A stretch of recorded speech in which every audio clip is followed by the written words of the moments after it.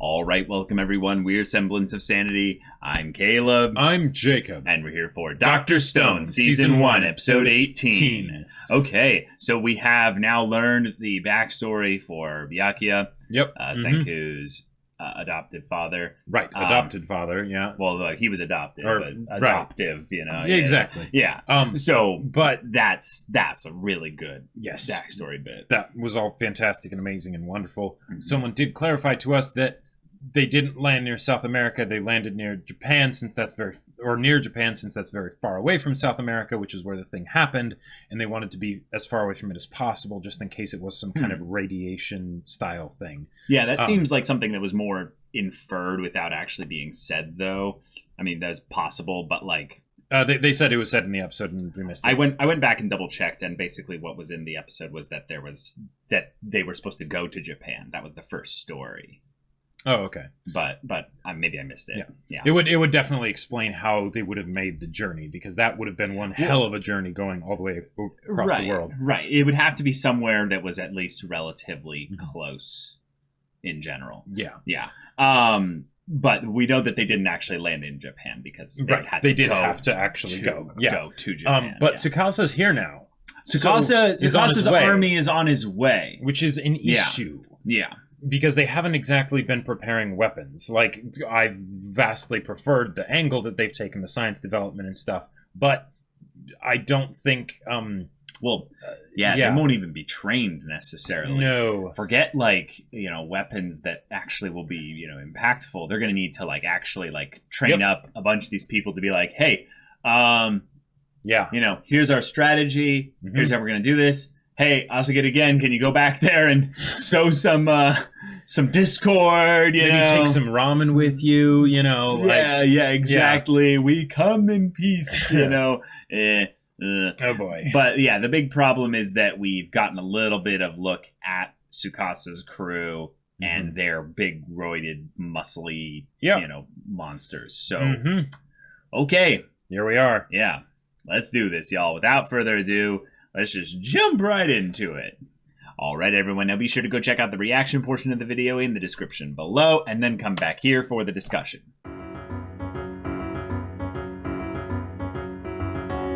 Okay. All right, so we had our first encounter with the Tsukasa Empire. They now have learned that not only is Senku is alive, but they had developed some weapons of technology. They believe they have guns and katanas. What's good to think about here is because they went during the storm, they didn't disprove the gun thing, which is great.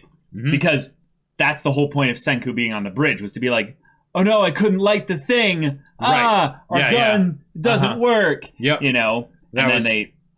was fantastic. Coming in with the katanas. And it's this thing of what else could they have then? If they have guns and katanas. Right, and apparently maybe a grenade. Senku was going to light a bomb of some kind. I think that was just him lighting anything to make it seem like, oh no, my gun, Oh, sure. Right. But yeah, the idea that all right, they've set up enough misdirection, within the misdirection even. Yeah, again. So, right, yeah. So, they've learned some of it, right? In that Gen is their ally, right? So awesome. Yes. But they haven't learned all of it. And because they know that Gen is their ally, they might stop looking for other misdirections. Right. And then we end up getting an encounter, which I would say was rather smart in that this was a spear form kind of like a martial technique of sorts, where they would use a bamboo spear and they would have a second point there where there would be another piece of bamboo kind of overlaid over that. And then you would allow the bamboo in there to have a little bit of wiggle room so that as you would twist your wrist around, not only would the bamboo bend and move in a pretty pliable way, but you could angle it with your second hand as well to make it do all kinds of whip moves. Tons of maneuverability. So that snap of a whip? Imagine having that in a very finite, kind of focused area. Right, and still having the support of a spear. Because Kohaku's situation, right, where she was flung up into the air, the fact that she could jump off the sword and all of that stuff. Cool. That's cool, great. She's a gorilla. Right.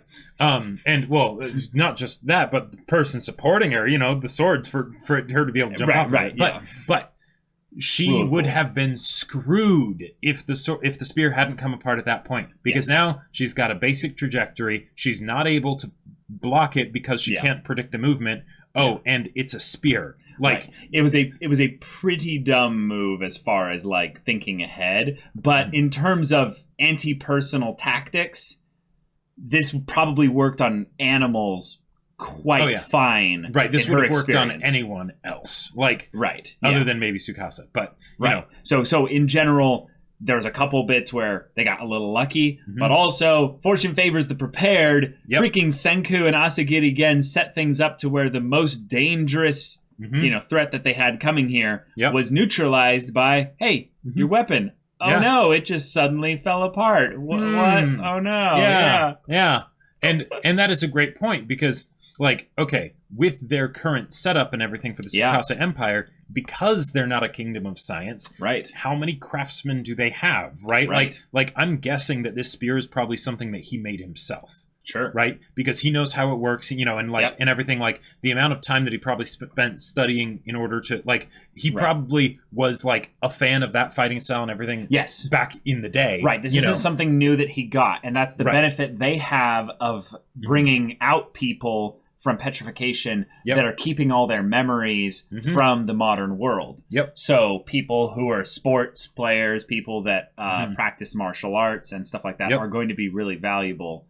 Mhm. Not just the ones that are muscle bound, Right. meatheads. If anything, this does actually go to show that while as terrifying as the Tsukasa Empire is, it Mhm. has a lot of limits. Yeah. Because they don't have records of like who's who, right? Right? So it was probably something where Tsukasa, because of where the field that Tsukasa was in, right? He Mhm. probably recognized, this guy, and he was like, "Oh, okay, yeah, let's wake up this guy. He'll be really helpful, right?" Right. But like with the other people in the empire, Yeah. they're muscle bound, sure, but they're not fighters necessarily, They are right? brainless. as Right, far they're as- not disciplined. They don't know how, like, if something happens where suddenly it's an unexpected like circumstance and they don't know how to deal with it, they don't improvise. It's that Right. we run, we whatever, we stop fighting because that's their situation. Yeah.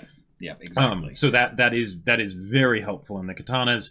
Like, I love it from the stylistic choice, of this is an anime, yes, and having katanas Oh my god, in yes. an age of stone and wooden weapons. That would be a game changer. You You would never lose. That's practically having lightsabers. yeah, it is practically having lightsabers. It really is.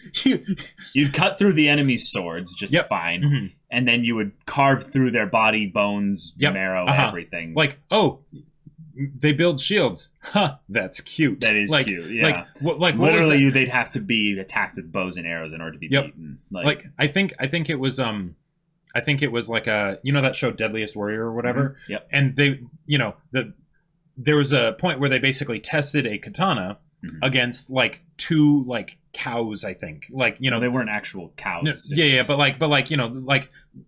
when you buy a cow for like wholesale Right, beef, right, thing, yeah. and they had them hung up, Mhm. and one slice just chopped right through The whole thing. of one and halfway through the other. It's like yeah. It is a lightsaber in this yeah. In this world, for all intents and purposes, like yeah. Yeah. And then that's really exciting and cool to see our characters who we know have competence with regards to, combat. Like even Magma in that sense, giving them a super, like advanced weapon like that and just being like, yeah, go ham with it. You don't necessarily need as much training. Sticking with the pointy end, you kind of know that. But we did see moments where training overcame that, even though the weapon wasn't necessarily as technologically based, because just a bamboo spear being wielded properly with good training would have beaten all of them. And one of the other things that I really like about the choice of the katana is that it's something where strength isn't as needed. It's speed, right? Yeah, it is because speed. it cuts really well Sword. anyways. Yeah, so because like a lot of medieval weapons, there was some cutting maybe, but it was more like the crushing, like especially after like 5 hits or something, right? Like even when you had actual swords, like it would blunt pretty quick, Right, because they were dealing with people wearing armor that weighed such stupid amounts that there was no way they were going to, pierce through it anyway. But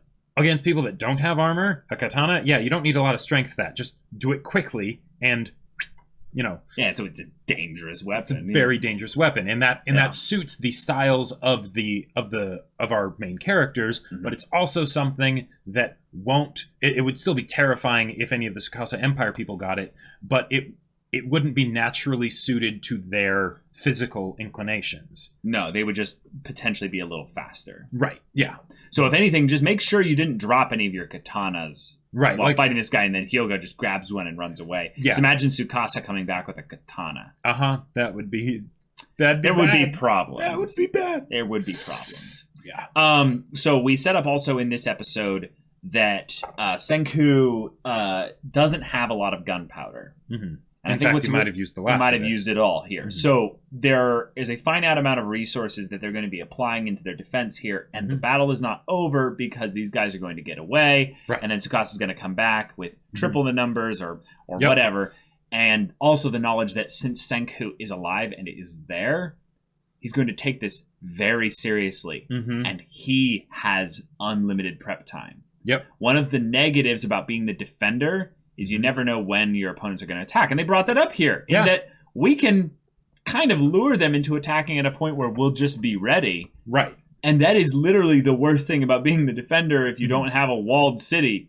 Right. Is they can attack you at any time, and you have to rotate guard duty, and maybe one of your guards just screws up. Yeah. And then you all die. Like that is a possibility. Yeah. And also, even though they have the advantage of being on the islands, right? Which is ridiculously helpful. It is very helpful. Yeah. But here's something that they don't have. They didn't know that this attack was coming before it happened. True. Right? Like it was once they found out, it's like, all right, we're under attack, right? And now the fact that they got them to leave, that is helpful because that then was maybe the first encounter. Because right. But the fact that they are then going to come back with Tsukasa, and they didn't, as far as we know, station a guard, that means that they aren't basically besieging them just yet. So maybe while they're gone, they can get more resources real quick. Because what Tsukasa could do, especially if he's like, oh, they might have guns or things like that, is just wait. Like food and like supplies for making more inventions and things like that. Because if they have the supplies, then Senku wins a battle of attrition, right? He wins a battle of time because he can build more stuff. Right. But if they can't leave the islands, they can't get more stuff. So then there's like true. They can't get more gunpowder. Like they can't get more like steel or things like that. Like if enough katanas get dropped into the water or something like that, what do they do? Yeah. And I would see actually that being a thing where Tsukasa would show up, he'd retreat behind the bridge or onto the bridge, and then he would walk up to the bridge, take his bladed weapon probably, cut the bridge. Yep. And be like, all right, if you want to join and live and have maybe a chance at, not starving to death, we're going to be living off the land out here. Yep. But you're going to have to at least swim across. And if you can at least swim across there, you probably have a chance in the Tsukasa Empire. Right. It's like 50 feet, but, like... Well, and also climbing back up the sheer cliffs. Like, It's not really that. It's not really that. It's pretty sloped. Oh, okay. It's pretty sloped. That's just the part where the bridge is at. But it's an island. It goes all the way down to the water and stuff there. So, but, it's... We had a win here. Yes, but we had a win. Yeah. Not out of the fire. Yeah. So there's that, and there were a lot of good derpy faces from Asagiri Gen, and there were then, amazing derpy faces. Just dealing with the fact that he's the MVP of the episode, coming in clutch, really like big braining around Hyoga, and I liked that Hyoga was like, yeah, I always knew, yeah, you freaking bastard traitor like, or something. No, you caught me, Hyoga-chan. And I loved his like, what would you mean? What, no, who could have done that? Yeah. And Hyoga's just like, I'm going to kill you. Yeah. I like it when characters are shown to be respectful of other competent people, even after they've been beaten in some way. Yes. Because it's like, you got me. All right, well, You're now a traitor, Yeah, so yeah. that means you're going to die eventually. When I come back, I'm going to have my spear, and it's going to be, that's not going to happen again. Yeah. Like, you got to get out of jail free card this time, but right. Yeah. I also love just his presentation of just the whoosh pedals, and then suddenly he's on top of the pole, and he's like in, what was it, florology or something like that. He's like, it means liar. You know, what was the actual thing that he did there? That was so. Oh yeah, floriography. It means liar. Which is that even a real word? Oh, it has to be a thing. It has to be a thing. It's just too funny for it not to be. But yeah, who cares? And it's hilarious. And gotta mention Kinro and Ginro. Oh, that death scare, because him hanging on to the leg and everything. It's like, well, he's got a spear.